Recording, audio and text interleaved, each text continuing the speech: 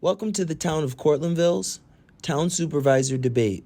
Today, we have Republican Tom Williams and Democrat Doug Withey. Tim Bennett here from the Cortland Voice. I just wanted to apologize for the poor sound quality of the town supervisor debate for the town of Cortlandville. After the debate, both candidates stayed around and both recorded their stance. And with this edited view, you will be able to see just that. Once again, we apologize to you. We really care about every person in the community having access to these debates, hearing where each candidate stands. And we want that to go out to you, not just to every member of the community, but for you to be able to receive it for free, no charge. We care about the community. We're going to continue to care about the community. And we thank you for your support. Thank you. God bless. Tim Bennett. Opening statements. First, we'll hear from Doug Withey, and then we'll hear from Tom Williams. Good morning. First of all, I want to thank Tim Bennett and this opportunity through the Cortland Voice to have the privilege of presenting and working with him there on this debate. The debate is for the town of Cortlandville Supervisor. Tom Williams and I are competing for that post. So I'm Doug Withey, born and raised in Cortland, and I've worked in Cortlandville all my life, all my adult life. I came here with 20 years experience on the family farm, 35 years working for the city of Cortland, 17 of those years as the water superintendent. And now I have 4 years on the town council.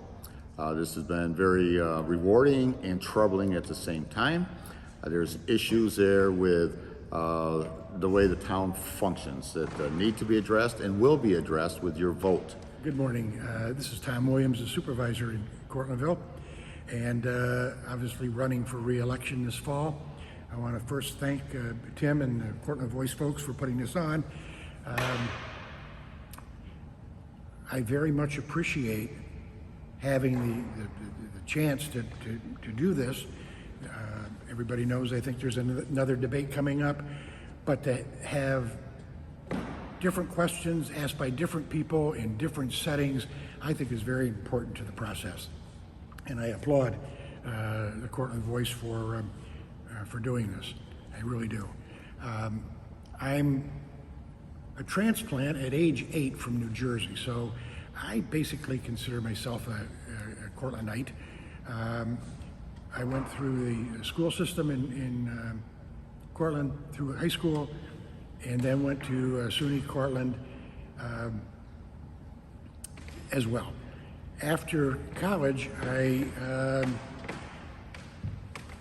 joined the Tompkins County Probation Department as a probation officer. Was there for a couple of years, and got to know several of the state police people there, and a couple of them really encouraged me to take the test, which I did, and I did well enough on it to go to the first class at the academy, at the new academy, and was there for I think it was 8 weeks, and then back to out on patrol, ending up my career at SP Cortland.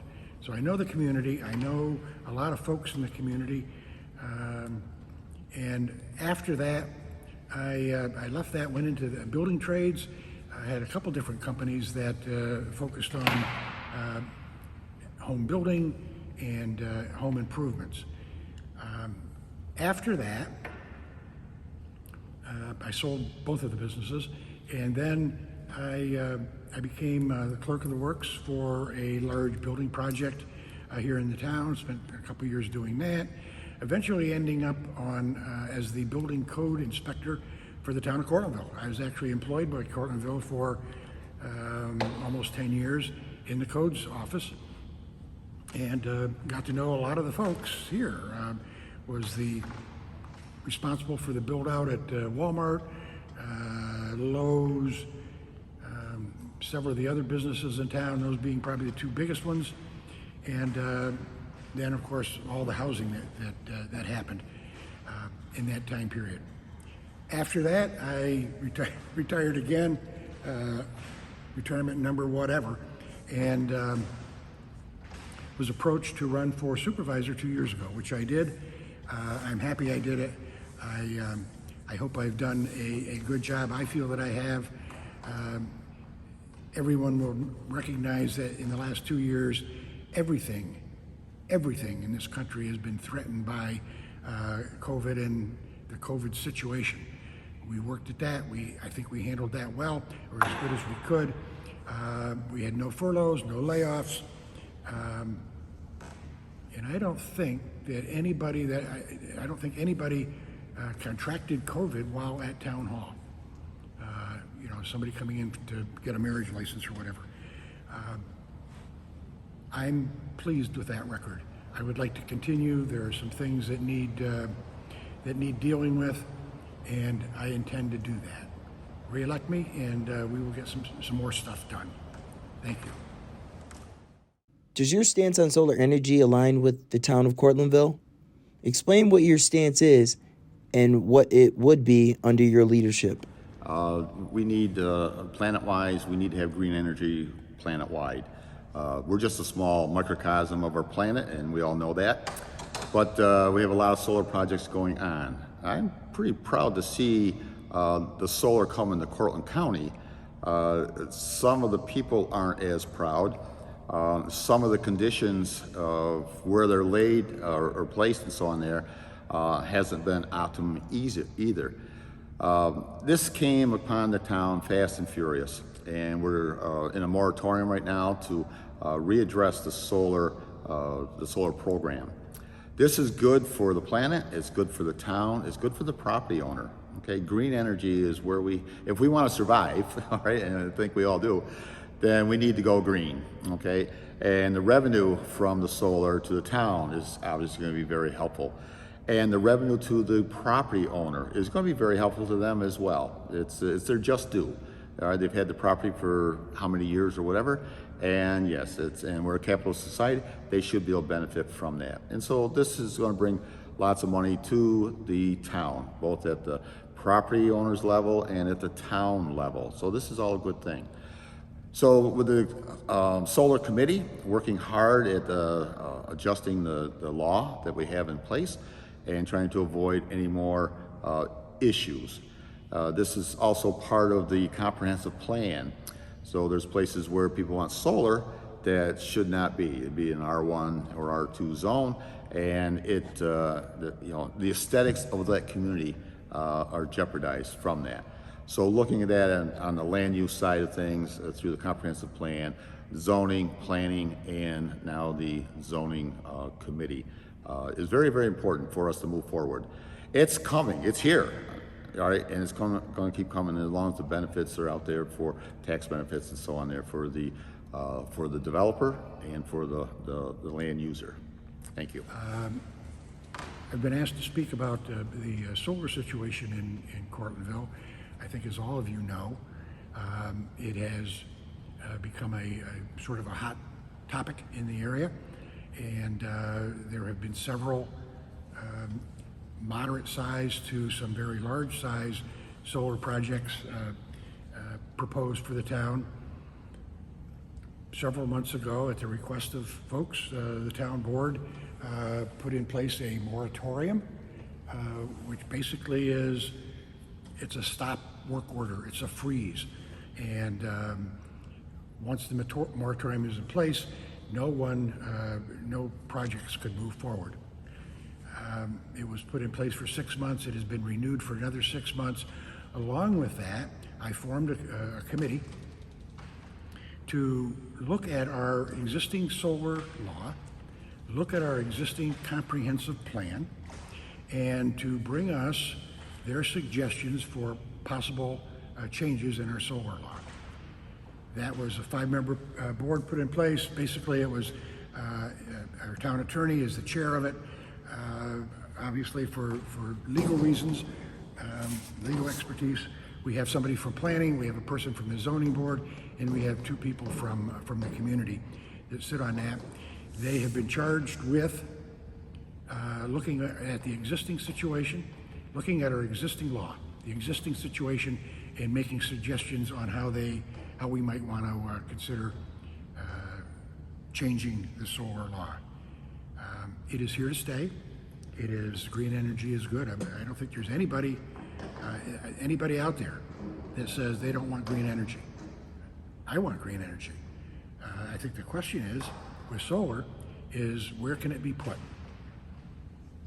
And that's one of the main issues, I think, right now that they're grappling with. I've been informed by the chair of the committee that they should have something in place. They're hoping to have something back to the town board to look at by the end of the year. If not, I've been assured that it will be not very much later in the year when we'll have it. Once we have it, the board will look at it. If it passes muster legally, we will look at it, we'll have public hearings, and then we'll move it ahead as we see fit. In a nutshell, that's, maybe not a nutshell, but in my nutshell, that's where we are with solar. Thank you. What are your thoughts on zoning and the comprehension plan in the town of Cortlandville? Do you feel that changes would be made? And if so, what kind of changes would you make under your leadership? Okay, so the question is, what's my feeling on the comprehensive plan? Every town and village, city needs comprehensive plans. Ours is way overdue. The original one there that I'm aware of was 1978, so 40-some years later, we're getting after a new one. This has taken 3 years to get to the point where we're at, which is far from being completed. We need to get this completed. This dovetails with the zoning issues that we have out there, growth and so on. Their zoning changes they're going to happen, okay? And they have been happening. Along with that is the solar, okay? Solar is all part of this. Where are we going to have solar? Well, in the comprehensive plan, it's going to be defined. There'll be maps and such there where it would be acceptable, all right? A couple of driving things is where's the land, and the other is where's the power lines that these will adapt to. Okay, it's not the power lines needed aren't in every location there, so that everybody can put in solar, at least not at a large scale. Farmland protection is one of our endeavors that we put in place about 3 years ago now, and that's also going to be part of the comprehensive plan. The key word is plan. Okay, when we pull this stuff together, it's a plan. So it's a plan that's recognized today with an outlook 5, 10, 15 years into the future. So a plan, and this is something that we adhere to as much as we can. Now, when things develop, there's going to be places where we may have to change and adapt and so on there. So this is going to be an open book.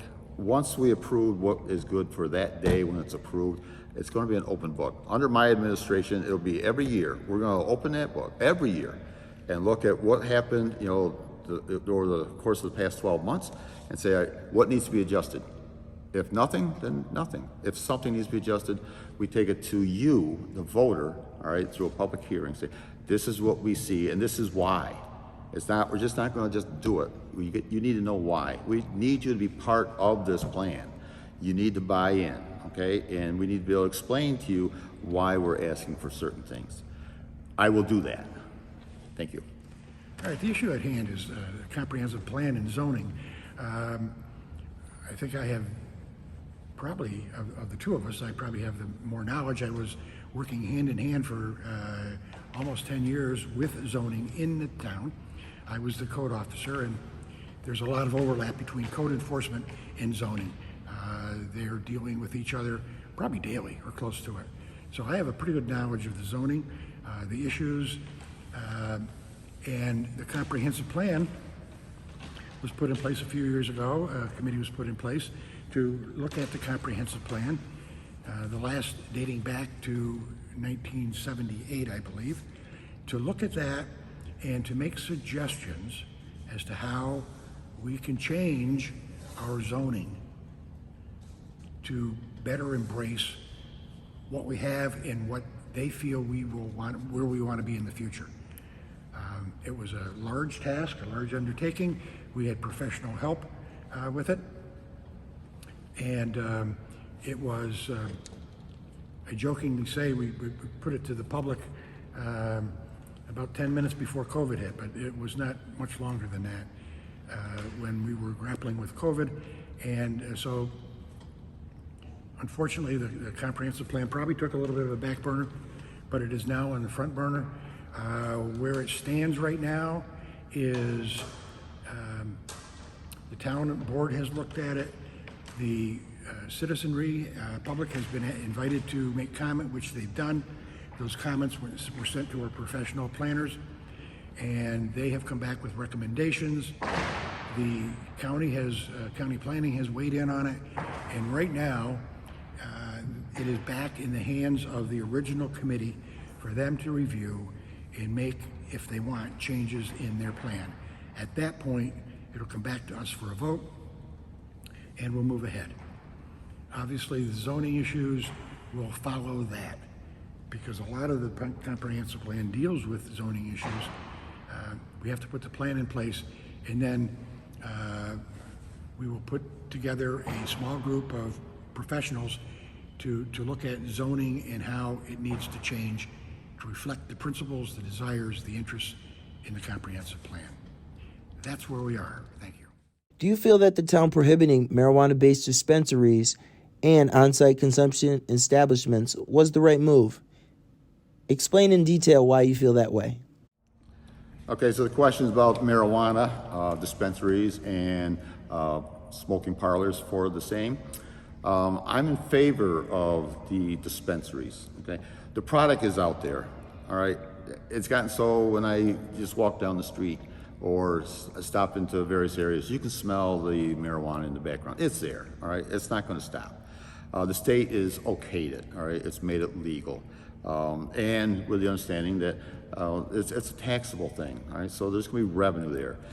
As I look at the whole situation, and and it took me a while to digest this and get past my 1970s understanding of marijuana, which was promoted, it's bad, okay? I still agree that it's bad, all right? I don't need it, my family doesn't need it, and so on there. But there are those out there medicinally that need it, okay? And there's others that are being somewhat self-medicated using marijuana. I've had a couple of people talk to me about that. One in particular, the lady goes, I need this, so the frustrations of the day or of the moment, she doesn't take it out on her kids or friends, family, and such like that. So she's the best judgment on that. Again, it's a legal substance out there. The nice thing, or the better thing, I guess, with the dispensary is that product is going to be a product that is not potentially laced by something, from some bootleg type operation. So there's going to be safety in that. All right, so there'll be revenue, there's going to be safety, and giving the public, our community, all right, those in our community that want this. All right, so let's not take it away from them, because the state said this is okay. Again, I don't agree with the whole thing, but the consumption areas, yes, I'm totally opposed to that. Buy it, take it home. All right, we don't need to broadcast it, and that's the way I would view that. The other thing is the sales tax that's derived from this should not go to the town general fund. All right, this should be diverted to those that are out there that give assistance to those that are addicted. All right, whether it's alcohol addiction, drug addiction, whatever. Put the money there so they got money to intervene and counsel and get these people back on the right track and make them, successful. They're going to be taxpayers, and the payback is going to be there. So again, I'm in favor of the dispensaries. I'm opposed to the smoking parlors or consumption areas. Thank you. The question at hand now is marijuana dispensing and I guess and/or use of marijuana in the area. I was opposed to that, and I'll be very frank. I was opposed to that for probably some personal reasons. Much of my adult life, I was a state trooper, and I saw firsthand, I want to say daily, it's more nightly, but saw firsthand what happens when people get intoxicated. Yes, many of that was with alcohol, but there were many intoxicated drivers out there under the influence of marijuana and or other drugs. And once you've cleaned up the mess of an accident, you look twice at whether or not we should make that legal. My mind is no. If somebody wants to use it for personal use, I can't condone, I can't condemn, but to sell it, and the only reason the town would want people to sell it is for the sales tax. That's the only good thing that people have said about legalizing and dispensing of marijuana is the sales tax revenue. I, for one, would rather derive sales tax from other things. Sometime in this presentation, we'll be talking about Gutchess Lumber, and I would much rather rely on the sales tax, additional sales tax that is generated there by a bunch of kids out playing in the sunshine than derived from dispensing of marijuana, an intoxicant. Thank you. What are your thoughts on the long-term impact of the Gutchess Lumber Sports Complex within the town and its surrounding areas? Explain why you feel that way. Gutchess Lumber. I think everybody knows about it, has read about it, hopefully has seen it. Gutchess Lumber Sports Complex was the product of the town board several years ago, recognizing the need for more recreational outlet in the town.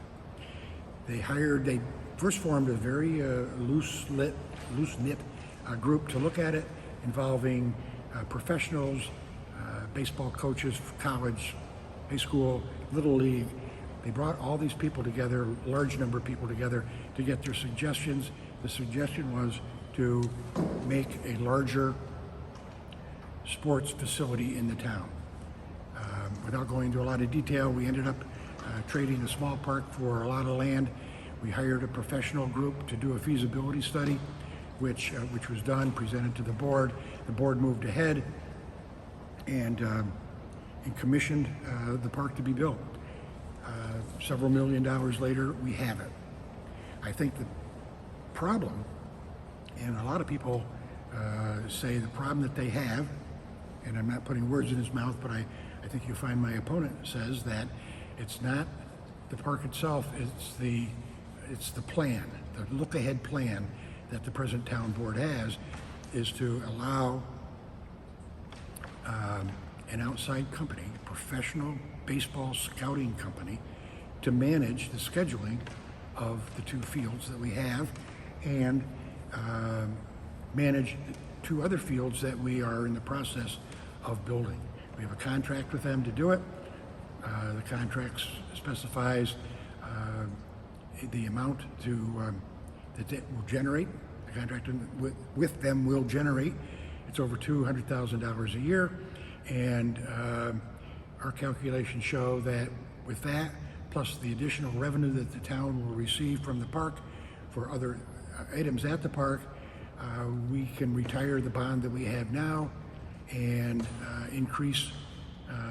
take out a new bond to help pay, if we need to help pay for the two new fields that we need to build, as well as money we have on hand. And we are seeking several large grants through the state.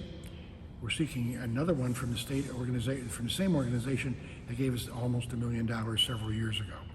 We're looking for another grant from them, and the people that are doing that are telling us it looks very favorable for that. So the county's on board. Everybody knows the county is on board. They are taking $500,000 of their ARPA money and they're investing in Gutchess. It's an economic development tool for them. Everybody wins when people are at that park. Everybody.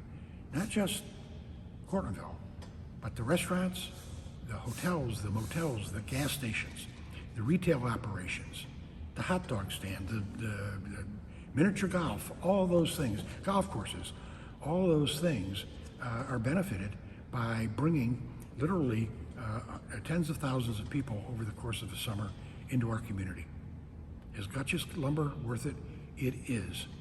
It's absolutely worth it. It is, and if you don't believe me, talk to a restaurant owner. Say, how was your summer? And they will, I think, be very complimentary of Gutchess and the people it brought to them. That's my take on Gutchess. It's worth it. It's there. We have a signed contract to move ahead. We're in that process, and that's where we are. And we have plans. We're looking at starting the build-out process, at least getting the plans for a build-out process, and that's where we are. We're moving forward. It is a absolutely fantastic product. It is a absolutely fantastic growth tool for the area. And it's an industry, yes, it's been portrayed as an industry by some, but it's kids outside playing baseball all summer long. I think that's probably quintessentially the cleanest industry there is. Kids playing baseball. Love it. Thank you. Okay, first of all, listeners, I am in total favor of the park. Okay, I voted for it, I voted for the bond issue and so on. When the park was being developed, I personally donated money towards the project. I'm a firm believer we need the park. What we don't need is a contract that doesn't even come close to filling the needs of our debt. It's way out of whack, and it always will be. Town Street's $218,000 covering the debt. Well, it doesn't cover today's debt. It falls short. As the town's newsletter said there the other day, $11,000 shy of making that meet. What isn't mentioned is it's $150,000 a year just in our maintenance on the existing park. So it doesn't cover the maintenance and such there on the park. To fulfill the contract that Tom signed on August 4th, we need to build 2 more ball diamonds. They feel that $700,000 or $1 million will cover that. I'm telling you, it won't cover that. You mentioned that I got $1 million on hand to go towards that. Okay, that's good. That's less than the bond, but we will have to bond. We got to close out the BAN that's there now, next year, and then we'll have to go out and bond for the improvements. So the $230,000 that we've got budgeted for the BAN, I don't see that changing. Only maybe it may have to go up, and I'll explain that in a moment. And then there's going to be additional bonding. So when we set up this contract with PBR, our bond right now, our BAN, I should say, is a non-taxable loan. Once we bring for-profit operation into our working on our fields and working for the towns out there, now it becomes taxable. The difference in the bond rate, I don't know what that would be, but I can only guess it's going to go higher because investors are now going to be paying or receiving a fund on a taxable bond, so they'll have some tax issues there on their own. So it doesn't make that. Now, I see Tom adjusted his statement there on the $1 million sales tax. About a month ago, it was like, the ballpark brought in $1 million in extra sales tax. For that to happen, you'd have to bring in $87 million in sales. Because half of that sales tax on $87 million goes to the state. We don't get any of that. So we're not looking at 8%, we're looking at 4%. When you divide that out by the 8%, and then our share for our town is 28.5%, and in reality, we're making about $30,000 to $50,000 on sales tax. Falls way short. Now, in addition, that difference that PBR is going to pay on our debt towards the operations, and we're going to make up the difference, I'm not so sure that sales tax is going to make up that difference. Okay? And I've asked several times, 4 times to be exact, for cost-benefit analysis. That would prove very easily, yes, this is a benefit, and it's been refused. Okay? And I'm told we're going to ask the one before, and so on there, yes, I can. In fact, the one I asked for was in regards to the second highway department's building. They were budgeted last year for $400,000. Asked for a cost-benefit analysis, and we decided as a board, no, it's not. There's no benefit. Too much cost. And so that was taken out of the budget, which allowed that $400,000 period in this year to help keep the tax rate down. So I work hard looking at these things, and when we look at the operations for PBR to take total control of our park, all right, that's supposed to be replacing Citizens Park, which was open to everyone, for that to be taken away from the public, and the public's paying for it, and handed over to PBR for May through October. We have no control, all right, and that's spelled out in Exhibit C, letters number 3. We have total control, okay? And now there's a question is this a management agreement or is it a lease agreement?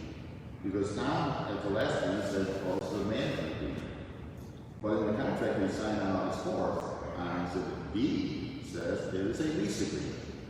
Now, if it's a management agreement, you're hiring someone to come in to manage it for the town, all right, that in my mind is circumventing the legal side of things, where they would have to be paying taxes or redoing our bonding for a higher tax rate. Or if it's management, so that skirts that issue. And if they have to go through the lease, which it should be in my mind, again, I'm no attorney, but the lease agreement is a whole different animal on this. And the last meeting was stressed, the management agreement. I'm not so sure that's the case, okay? So, with that said there, if it's a lease agreement, then I'm quite sure in my mind this is going to have to go to the Cortlandville alienation process, and all this is supposed to be done prior to signing the contract, and that hasn't been done. So we backtracked at the last meeting, revisited history, and we did the resolution, which required a permissive referendum to be taken care of. We did that, and now the town board is saying, well, we made a mistake, so they're not going to allow us to do that. This is the last understanding I had. However, the money's still in for next year's budget, so I'm not sure that's the case. But this whole thing never started out with a plan, and gets to where we are now. And I think right now we're in a bad situation. We're hoping for someone to come and make sense out of this. And right now there's no plan to move forward. So we sign a contract that we don't know what those costs will be from this point forward. And I don't know who will do that. I really don't. It's like paying for a house in full, building a house, and whatever you come up with, I'll have to be happy with it. I'm not happy with the contract at all. Thank you. For the next topic, we're going to speak on a SWOT analysis. Strength, weakness, opportunity, threat. And it's going to be a SWOT analysis of the town of Cortlandville. I'd like you to speak on one strength, one weakness, one opportunity, and one threat for the town of Cortlandville. And when I say strength is maybe something that's going, what Cortlandville is really strong with, weakness, what Cortlandville isn't the strongest with. Opportunity, maybe if a certain change was made, there's an opportunity for this. If a decision was made or something is tweaked, this would be really good for the area. And threat on the lines of, if this move or if something doesn't change, this will not be good for the area. So you will give a SWOT analysis and an example for each thing, a strength, a weakness, an opportunity, and a threat for the town of Cortlandville. Cortlandville is a sort of a unique place. It has been characterized by many as the financial engine of the county. And I think anybody taking a look at that would say yes. I talked to our assessor a few days ago. He's saying that the assessed valuation of the town has gone up. We'll go up $15 million this year. That's new houses, new businesses, refurbished houses, but assessed valuation, the total value of all the properties in the town is going to $15 million, which is about average over the last 15 or 20 years. It fluctuates. It fluctuated during the pandemic, obviously, but that's a number that's there. That's what drives the economy. And it's produced by foresight. It's produced by, I keep saying, responsible and focused growth. We have a planning board that is very responsible and they're very focused on the growth. Any business that comes into town has to get a permit from the planning board. And they are very, very, very far-sighted And I think they do a good job. That's the good side. We're growing. We can afford to do some things because we are growing. We can afford to provide services because we are growing. We've got the best roads in the area. Even people from other towns they say, boy, I wish I had your roads. We take care of what we have, and we are ever trying to expand the things that are good for the community. And to go back to the Gutchess thing, I'm not trying to beat this up too bad, but that was just wrong. In the 2021 budget, we estimated, this was a year ago, we estimated $2 million in sales tax revenue. We now have $2.13 million in hand already this year. We're $130,000 ahead of schedule. And we still have the last check to come, which is usually the biggest sales tax check because it's our third quarter, which is it's the school supplies, it's the college coming back. Usually the third quarter is the best check we get, and the estimate right now is going to be well over $800,000. I'm sorry to interject. You're able to respond based on it, and during the closing state, Okay. you'll be able to. Right. But if you can stay with the strength and this opportunity, that would be great. Okay. I'm sorry. I outlined the strength. I see growth as a huge strength. One of the, and I guess I can't go back to the Gutchess. I see that as a huge growth engine for the county. We'll talk more about that later, I guess. The weaknesses, perhaps the growth itself. Some people may see that as a weakness. I don't. We have some things that need dealing with. We have some substandard housing out there that we need to deal with.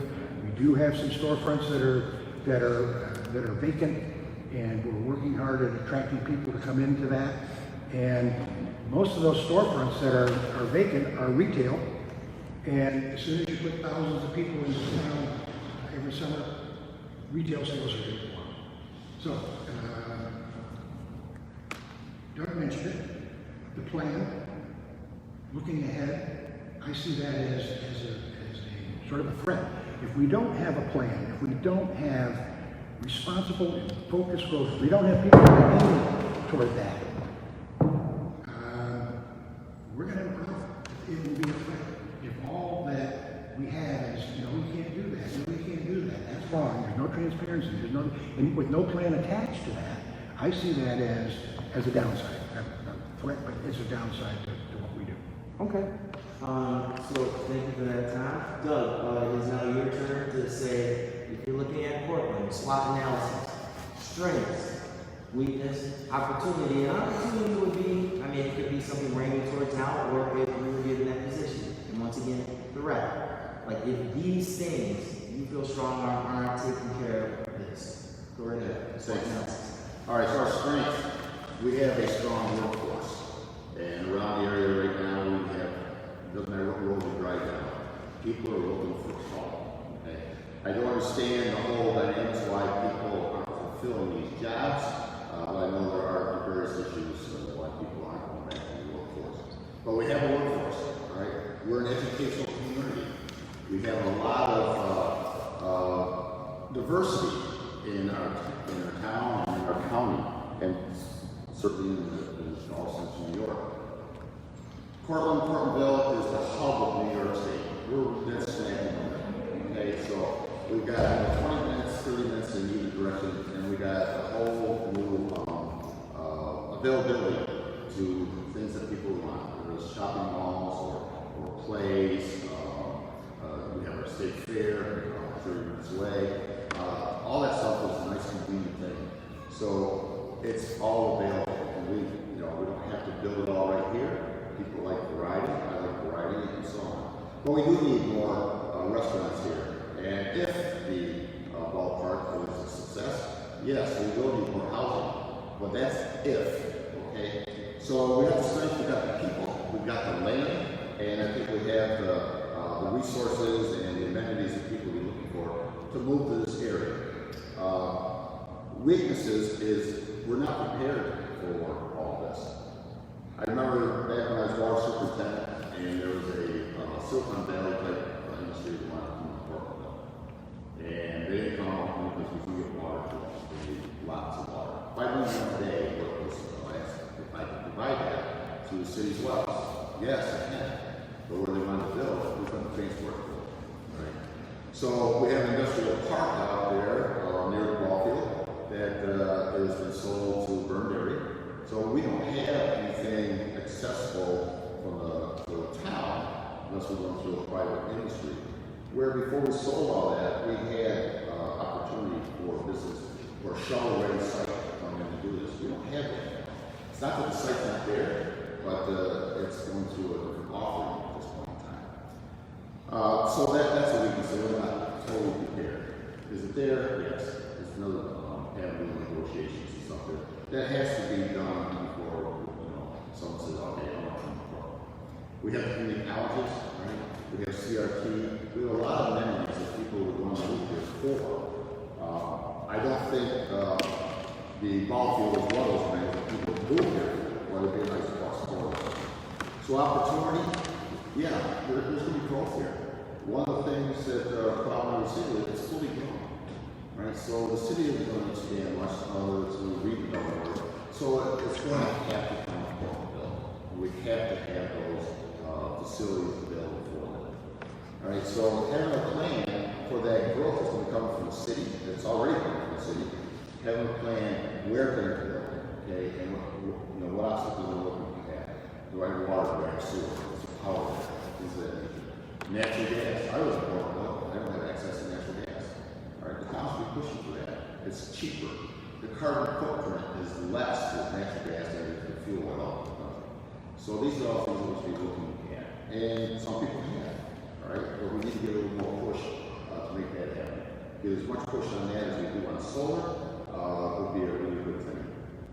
And so the plan, we have to start on. Okay? This plan is out there, we're kind of on napkins and stuff, but we need to get focused on where is the next push of industrial growth going to be. So when Burnberry bought the industrial park, there was a thing in the paper that I read before I was on the board that up and down was industrial park. Well, where are we going? Because I'm not aware of anything industrial park-wise that we're looking at. Okay, so that's part of the plan. And that's not going to happen overnight. Doug Withy is a 5, 10, 15-year plan per. Okay, so these are things we have to do. So it's prioritized. And I'm not seeing much of that. Okay, I'm not saying it's not there, okay, but these things need to be revisited. There's more to our community and more needs out there than just the Gutchess Lumber Park. Stay where we're at, make that work, make it sustainable, and let's just forget about this kind of thing. Okay, thank you for that. For the next question, we're going to speak on inclusion. Let's say a family watching this, or maybe a business owner watching this, would like to relocate to Cortlandville. What would you say to that family or to that business owner on why they should come to the town of Cortlandville? Sell it to them. How will they feel comfortable and feel like they belong in the community? Once again, the topic is inclusion. First of all, I'm not in a big hurry to bring people in from all over. Right? I want those students that are graduated this past year, I want them to stay. Our community has invested millions upon millions of dollars only to ship them off to another state where they meet the rewards. Now, I'm not saying our kids should not go, to college out of state and so on. And maybe they should be moving to another state. But I want to create opportunities here, keep our students here. I'm a senior citizen. I'm fortunate enough to have 3 of my kids here, all right? Not everybody has 3 kids. Look at, I've got mine. I've got a nice setup here. But those when the kids go away and so on, and the parents are left behind as they get older, at some point in time, it's going to be an adverse situation. Let's keep our shops and our industries here full of workers. Like I said earlier, there's not a street that you can't go down that somebody out there is looking for work or looking So the opportunities are there. We need to come up with a plan that includes the students in some kind of a plan where they go and work or internships or whatever. We need to address this at the school systems, juniors and seniors. What are you looking for from us being part of it? What's your aspirations when you leave this campus? Okay? I'm not so sure that's being offered. I know my students or my kids there, you want to go to college? Yeah. What do you want to be? Right? That is it. I want to know, what do you want to stay here in Portland? All right? I was enticed when I was a youngster and graduated, and I want to go to Australia. I finally did 40 years later. But I want to go there because it was new and exciting, and there's opportunities there. Often I stayed here and developed to what I am there today. I'm successful, okay? I'm knowledgeable, I can do almost anything that's brought on, and I've experienced that through my course of a career in the city of Cortland, and I thank them for that. But keeping the kids here is important. Those students come here to visit our colleges. Let's entice them to stay. This is a great place to live. I've been here 41 years in the town itself, forever in the county area. So I know what we have, and I'm not so sure we're putting out there for the students. My daughter got left to go to college. She's a world traveler. That's great. But she brought all that stuff back, and she's here. All right, partly because dad and mom. All right, and what the community she grew up in, that most students was right here. Not that she couldn't adapt it, but looking at what they have here, making that available to them. Just the landscape. We have all this, and take it in. This is where you really probably want to see. Thank you. You're welcome. Same deal. How does a town, how does any town, how does any town, city grows? Probably the biggest driver is companies, is business. And we've had, for at least the last 2 years, and I hazard guess before that, to say that we want responsible businesses. We want to focus on responsible businesses. The most recent example is a company called Seven Valley Cable, a specialty cable. It is an offshoot of the old Cortland Cable Company. It was a Cortland Cable Company went in a direction that a few of the people that were employed by them weren't very interested in. They started their own company. They've located in the old Smith Corona building, which was built primarily in the 1950s. That's been rehabbed for their use. They have a 3-year plan, and at the end of the 3-year plan, they're saying they will have in the neighborhood of 50 employees. That's a success story. What helped them do that? Town program. We co-signed a loan through a state program, a federal program, that put $300,000 into their hands. They will repay it back to the town.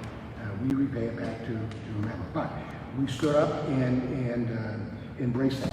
That, to me, is what makes Cortlandville unique. One, we've got land. Two, we've got some real beautiful places.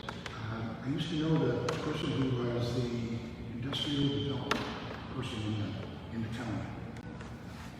And this is several years, many years ago. She, whenever she could, she would fly prospects for new businesses into Ithaca, not Syracuse. She did that for one reason: to get from Syracuse to Cortland, to the city of Cortland, where she was located.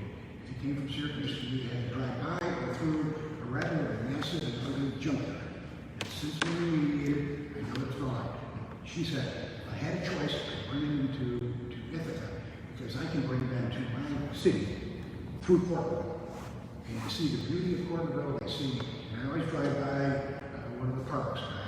Those are the things that corporate executives look for. I've talked to them. They look for a family-oriented place to live. You know why? Because they have a wife and they have kids. And the wife is saying, hubby, make it nice for our kids. And Cortland, or at the Finger Lakes, gateway to the Finger Lakes, if you're a boater or sailor, water skier, you are right in the middle of snow country for skiing. We have in the town itself, we have a lot of parks, a lot of opportunity. We have a SUNY college, we have a community college close by, we sponsor. It's, and they told me this, corporate executive told me this. We drive in here, and the first thing my wife says, how are the facilities for kids? How are the schools? How are recreational opportunities? How's the Little League? Do they have a Little League program? They have a soccer program. Do they have this? Do they have that? And that's what sells it. And that's where growth comes from. Companies bring employees or hire existing people, and houses get built, factories get built, retail gets built, because now you have more people, so you have more stores to satisfy that need. It's a cycle. And I think the cycle starts at the top, and that is with attracting responsible businesses. I don't want to waste something in the town, but let's have good, wholesome stuff. And I said it before. You may shut me off. I think no industry more wholesome than a bunch of boys playing baseball or girls playing softball out this summer in the sun. Thank you. Do you feel that those residing in the town of Cortlandville have access to childcare? Please explain. Childcare is a subject that needs to be addressed. As I stated a little bit earlier, this has an impact on the children, it has an impact on the teachers that are teaching them, it has an impact, harmful impact, detrimental impact, on the family structure. Again, I got a granddaughter, 7 years old. Up until now, where she didn't have daycare and stuff there, it wasn't affordable. So the mom had to stay home, giving up her career that she went to college for. Now she's gained employed, but for 6 years, she could not afford daycare. Okay, and she's probably one of the lucky ones at that point in time. There's people that got 2, 3, 4 kids. They just can't afford childcare. Therefore, they're not affording maybe the better clothes for them, the paper and books and stuff that they need for school, other extracurricular activities that the kids can't go to because they don't have the money. This kids don't realize, at a very tender age, it's just part of growing up. Later on, it's like, wow, my friend, she goes here, goes there, so I can't. They don't have the money to spend on daycare. They don't have the instruments for school, other than some handouts or whatever. So that's harmful, all right? And those are things, because I grew up that way. Again, I was a farmer for 20 years, and as a kid, I remember going to school and I couldn't afford a $35 work day without being asked every day. And that had an impact on me, because every house paid for this, and every day you got your 35 cents, 3%. And I did, at a young age, 8, 9 years old, making up excuses why I didn't have money. Because I knew we were poor. We were very poor. There were 6 in our family. So, fortunately, my mother was home, and daycare wasn't an issue there. But exploring outside of the farm didn't happen until I came to the city of Portland and worked there as a water operator. Like, wow, I was so naive on things. And if you really want to break the chain of this, you've got to somehow, some way, bring together childcare and take the burden off from the parents or the grandparents so they can enjoy their life as well. But this is just going to be an endless change if we don't step up to the plate one way or another. And I know, like with the county and stuff there, funds are tight. Funds are tight no matter where. All right, but if we sit down and figure this out, we need the moms that are suffering from this and the dads. It's not just moms, it's dads too. Or the grandparents are suffering from this. We've got grandparents in their 80s and they're watching grandkids, the great grandkids and stuff there, because there's no other choice. We should not be in that kind of condition. We're better than that. Okay? And one would think, yeah, if you've got the money to build ball fields and millions of dollars, why don't we have this for seniors? Why don't we have this for child care? Because they're all right together. So many grandparents and great grandparents are watching the kids, so the parents can struggle to get, a decent income to survive. We should not be a survivalist economy here. We should not be. All right, so we got to do that. All right, for our time, we got to do it on board level. Okay, it's got to happen there. Someone's got to, take the blow by the horn to make this happen. I'll do that. Thank you, Tom. Until I saw this on your list of potential topics. I said, I wonder why he's asking about being here, because maybe I'm the dinosaur that doesn't look around, maybe I'm the ostrich with the head in the sand, or whatever analogy you want to use. And I was thinking about child care at the town level. And to be quite honest with you, I can't speak for what happened before 2 years ago, but in the last 2 years, I have not heard one comment, one request, one anything from anybody about from the town health of child. Not once. Not once is it a church, which quite often is the child care center. Not the schools, not the YMCA, not the YWCA. Nobody has come, to me anyway, looking for assistance. If they were, we'd be happy to listen to them. I've been faulted by some that I run too open a meeting, that I allow too many things in, that we discuss too many things. I feel that discussion is vital. Thorough discussion is vital to any organization, especially a town board. We have a lot of people. There's 8,409 people, last census in the town. There's 8,400 people out there that in one way or another rely on service from us. And if someone came to me and said, could I make a presentation to the board for perhaps some assistance from the town with child care, they'd be on the agenda next meeting. And I would see to it, we'd listen to them, and then if we could, we'd explore possible opportunities. That's what we do. One side note, with the pandemic, there were several of our employees that have young children, and they didn't know what to do. Kids are home from school, schools are shut down. They didn't know what to do, and in several cases, we worked out schedules with them where they took work home. You can sit at your computer, your dining room table as well as on your desk. And if that's what you're doing, then we allow for that. There was some accountability, we allowed for it, and at least in the town family, one hand washed the other. I guess I'm sort of proud of that. We laid them on, furloughed them, and we made there were a lot of moving parts, and we tried to keep that all in sync, all in mesh. Some of that was for employees to work from. So, if somebody wants to bring the town forward, I'll have an agenda next week. Finally, let's get to closing statements. We'll begin with Tom. Closing arguments. We've rambled a little bit and covered a lot of territory, from a very modern solar situation to attracting businesses here, child care. We talked about the growth of the town. We talked about the comprehensive plan. We talked about nursing, which we talked about. I'm pretty proud of the last 2 years. I'm not saying that to pat myself on the back. Don't get me wrong. I think the town board was very responsive to needs in the town.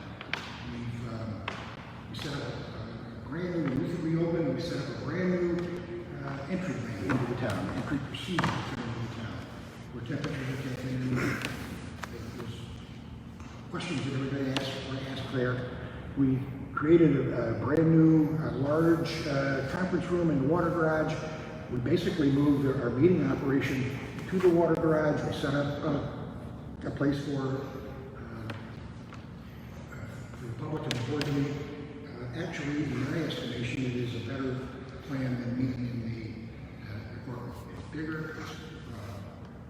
We have TV, we have audio, we have all the amenities, and we do our business there now. And until two meetings ago, now we moved to Zoom because of the spike in the corona stuff in the area. I don't know how long that'll last, hopefully not long, but I'm proud. I'm proud that we were reactive to the citizens. We didn't keep our business open. We kept our business available. If you needed something from the town clerk, you could get it. Now, maybe it was by email, maybe it was by regular mail, maybe it was a phone call. But we responded, I think, I'm pretty proud of the fact that we responded. I'm not patting myself on the back, I'm patting our people on the back. Our town clerk did an admirable job. The assessor, everybody, did a great job of dealing with the public, taking care of their needs, and I'm happy to have been there. There are some things that still need to be done, and I'm looking forward for your vote. I'm looking forward to serving again for another 2 years, perhaps 4 years. This has been mentioned, but there was a proposition on the ballot to extend term limits for the town clerk, town highway superintendent, and the supervisor to 4 years. Basically, what the city is doing, what the county has done. That's on the ballot as well. So flip the thing over. Let's take some check marks if you want. Thank you. And once you begin, Doug, you have a closing statement. Okay. First of all, I want to thank for this opportunity again. In closing, yes, we talked about solar, comprehensive plan. We talked about child care. We talked about water and sewer and roads. And we talked about seniors. So, Tom's right. Yes, we kept the doors open at Town Hall. And there was email, snail mail, or whatever. The operation went on. That's a credit of the personnel that work for you, the town taxpayer. All right, that's not so much the leadership. Yeah, we oversee things and approve things and so on. But those things are the experience of our employees, and we're lucky to have them. They're very talented people, and they don't get enough credit for the things that they do. And that's one thing that I want to express here now, and as often as I can there, let people know these people are working for you. Your town boards will be working just as hard as the people that work for the town. And we're not doing that. When you have, for 4 years, in my experience, and all we've talked about, for the most part, is solar, and we talked about the ball fields. There's more to Cortlandville than those two things. The solar's got to, it's there, it's going to stay, and so on, and should, and we're going to make that happen in a nice, effective way, safe and pleasing and so on, and without erosion and stuff going on.